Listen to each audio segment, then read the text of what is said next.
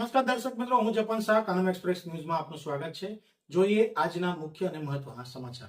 તાલુકાના પુનિયાદ મુકામે આવેલા શ્રી તારકેશ્વર મહાદેવ મંદિર ખાતે પાટોત્સવને ભવ્ય રીતે મનાવતા ગ્રામજનો દ્વારા સવારથી મોડી રાત સુધી વિવિધ ધાર્મિક કાર્યક્રમોનું આયોજન કરાયું હતું. શિદોરના પુનિયાદ ગામે શ્રી તારકેશ્વર મહાદેવનું મંદિર આવેલું છે. અહીં શિવ પરિવાર સાથે મા અંબે, શ્રી સાંઈનાથ મહારાજ, શ્રી ગણેશજી અને શ્રી હનુમાનજી બિરાજમાન છે. શુક્રવારના રોજ પુનિયાદ ગામના ગ્રામજનો દ્વારા મંદિરના પાટોત્સવ પ્રસંગને ભારે શ્રદ્ધાપૂર્વક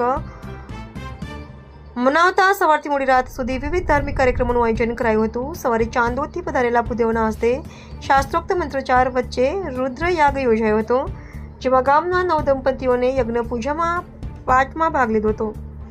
બપોરથી સાંજ સુધી વડોદરાથી ચાંદની માસી અને તેનો સાથે આવેલા ગ્રુપ દ્વારા આનંદનો ગરબો યોજાયો હતો. રાત્રે ખંભળોજથી આવેલા અંબિકા ભજન મંડળ દ્વારા વિવિધ વેશભૂષા સાથે ભજનોની રમઝટ બોલાવી મોડી રાત સુધી ભક્તોને ભક્તિના રંગમાં તરબોળ કર્યા હતા. આ પ્રસંગે દર્શનાર્થે આવેલા પહોંચેલા લોકલાડીલા ધારાસભ્ય અક્ષય પટેલ, તાલુકા ભાજપ પ્રમુખ સંકેત પટેલ, ગામના તાલુકા સદસ્ય પ્રિતેશ પટેલ સહિત વરિષ્ઠ પત્રકાર હસમુખભાઈ પટેલ અને નીતિન ખત્રીનું શાલ અને બુકે અર્પણ કરી સન્માન કરાયું હતું.